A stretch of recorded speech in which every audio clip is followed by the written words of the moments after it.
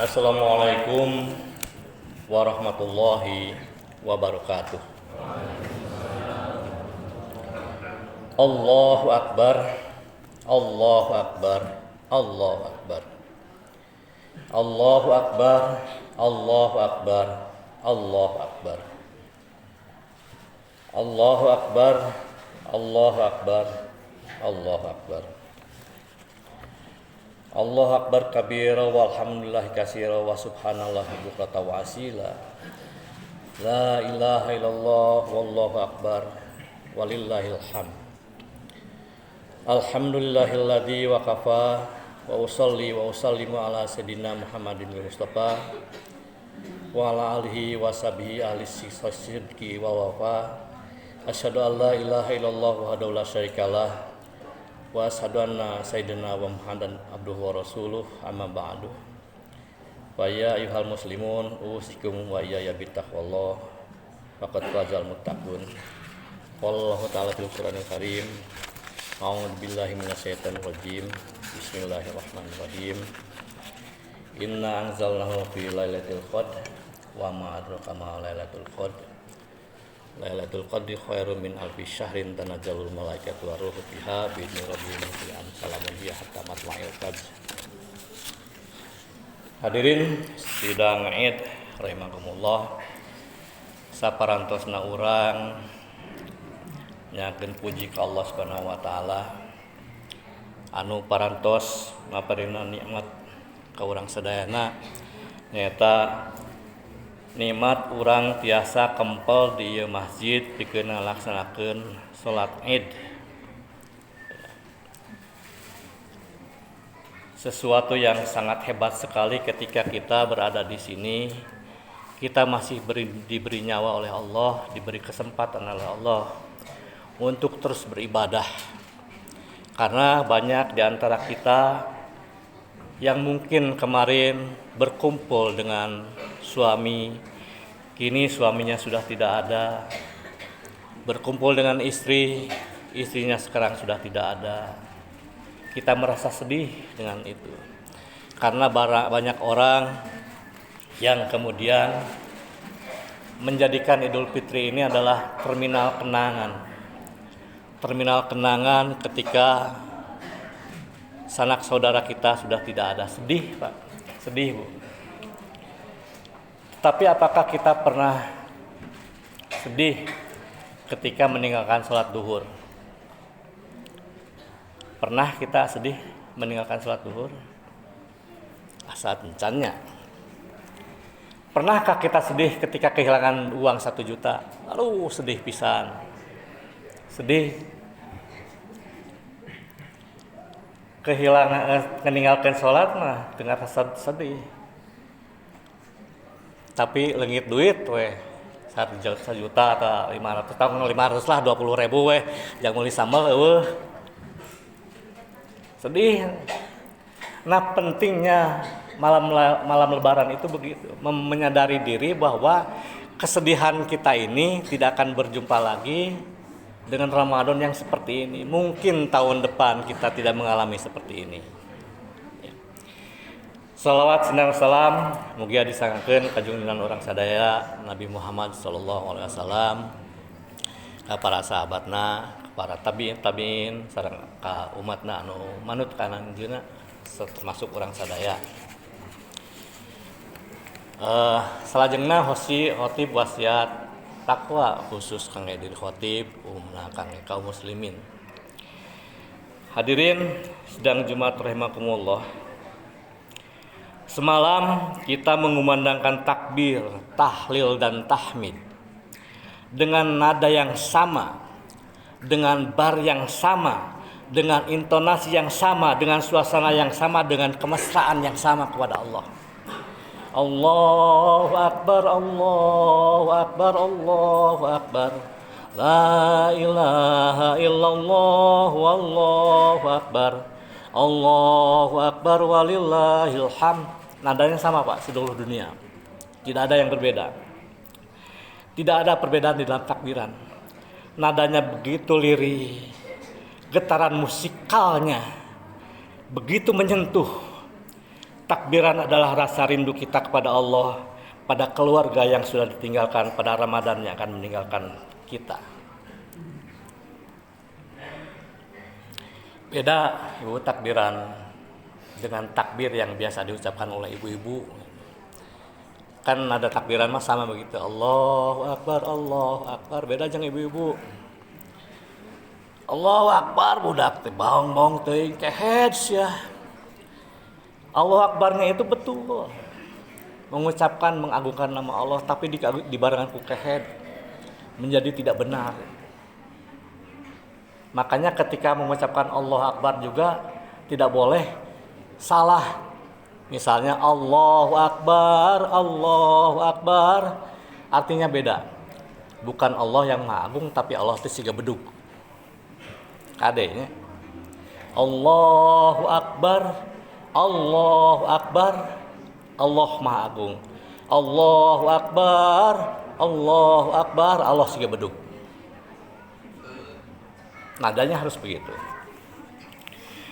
Setelah kita melaksanakan ibadah puasa dengan iman dan kepasrahan diri kepada Allah, maka sikap-sikap ketakwaan sudah seharusnya bersemayam dalam diri kita.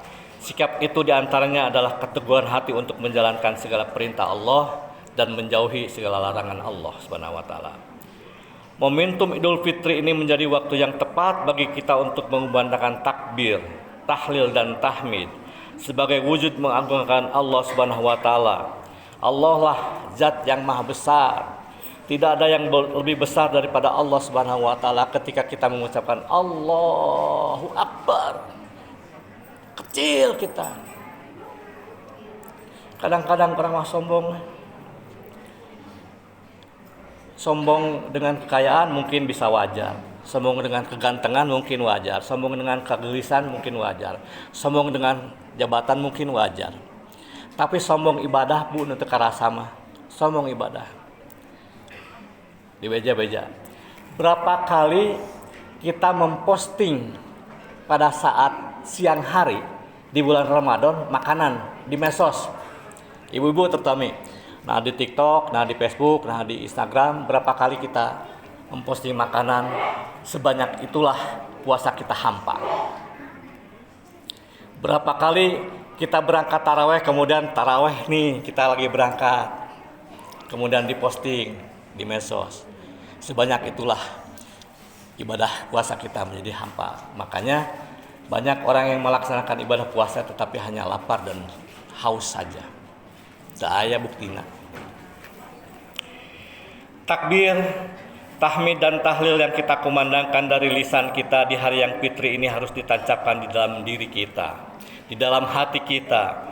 Takbir yang membesarkan nama Allah harus serta-merta mengecilkan nafsu dan kesombongan kita. Takbir tanda kebahagiaan Idul Fitri harus serta-merta menjadi tanda perubahan untuk menjaga kesucian kita. Takbir di Idul Fitri harus tumbuh di dalam diri, dalam hati untuk menjadi pujian terbaik bagi penguasa alam semesta. Mari jadikan Idul Fitri ini sebagai renungan suci akan kebesaran Allah Subhanahu wa taala, sekaligus tekad untuk menjaga kesucian diri setelah melalui kawah candra di muka perjuangan dan pendidikan di bulan Ramadan.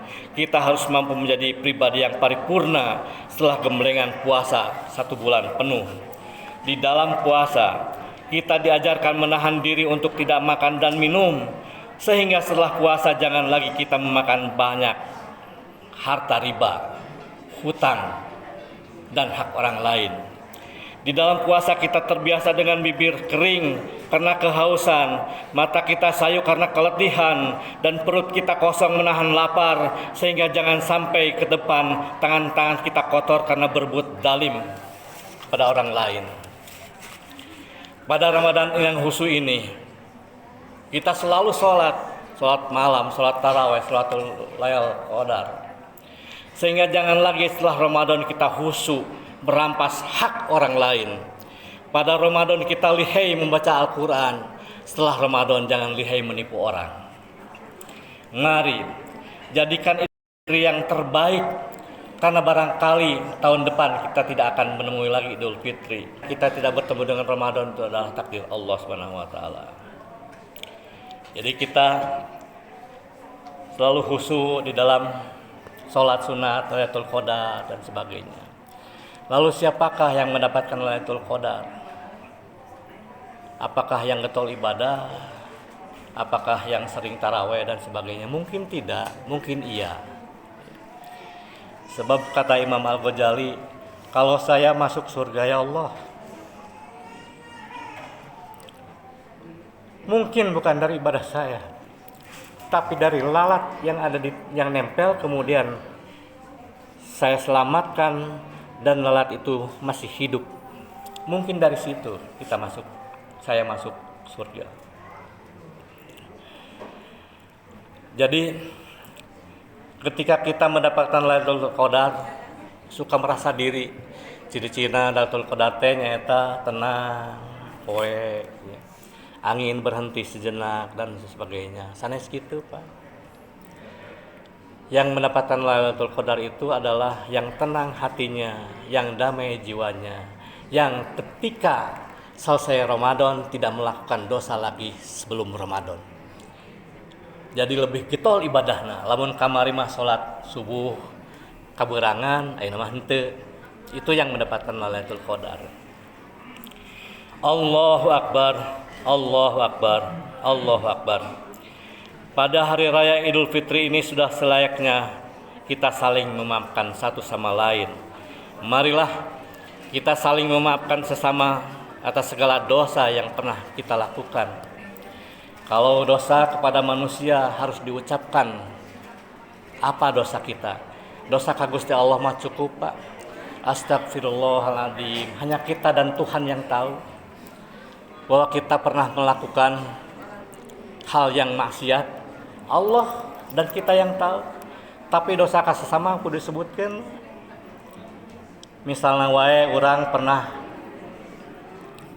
KDKM deleka mawa awi, mawa tikblok atau mawa naon teh ngajual. Kudu disebutkeun. Menta hampura Kang Yusuf hapunten abdi kamari parantos maok awi. Nuhun teh disebutkeun, Allah akan ngambek. Begitu juga suami dan istri.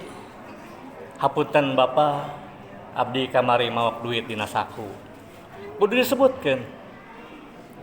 Salaki kitu ka pamajikan, punten Ibu, abdi kamari berbuat sesuatu yang tidak layak. Lamun menta hampura ka Gusti Allah mah babari, Pak. Tidak diucapkan juga tidak risih. Bahkan diucapkan juga mungkin tidak apa-apa. Ya Allah, kamari parantos kieu abdi.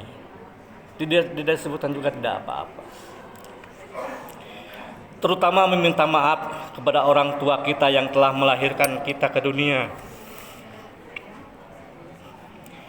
Beruntunglah yang masih memiliki kedua orang tua. Mereka jimat yang harus kita jaga. Mereka yang telah berjasa dalam kehidupan kita dan menghantarkan kita meraih kesuksesan kehidupan di dunia ini. Bagi orang tuanya yang sudah meninggal dunia bukan berarti selesai bakti kita kepada mereka. Ziarahilah makamnya, berdoalah kepada Allah untuk mengampuni segala dosa dan menerima amal ibadahnya. Bukan harta, jabatan, dan materi dunia yang mereka harapkan dari anak-anaknya, namun untaian doa dan kebaikan para penerusnya lah yang mereka nantikan di alam kuburnya. Semoga Allah menerima doa-doa kita untuk orang tua kita. Pernahkah kita membayangkan ketika kecil ditimang, dipangku dengan kasih sayang yang tiada tara? Saat tidur pun ibu tidak pernah nyenyak, selalu terbangun.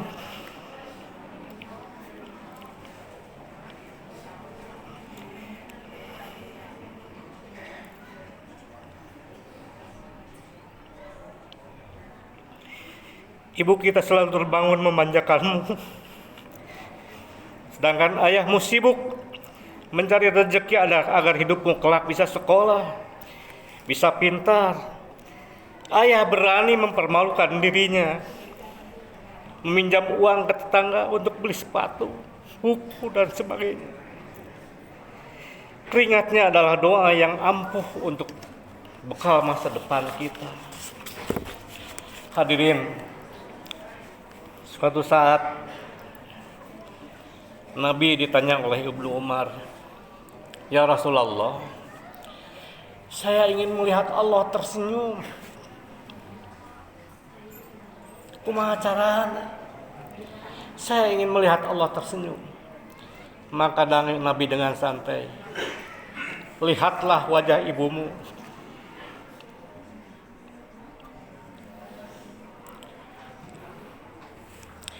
Kalau ibumu tersenyum ketika kamu sholat, maka saat itu Allah sedang tersenyum.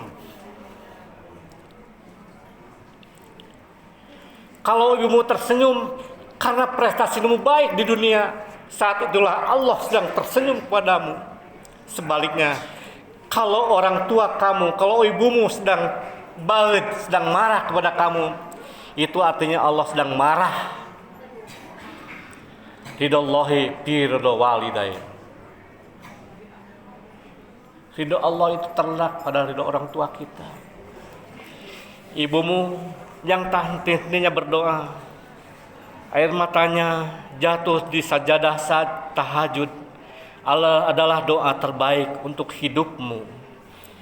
Air susunya yang kau isap selama 2 tahun adalah tenaga yang maha dahsyat yang tidak pernah bisa terbalaskan dalam ibadah apapun.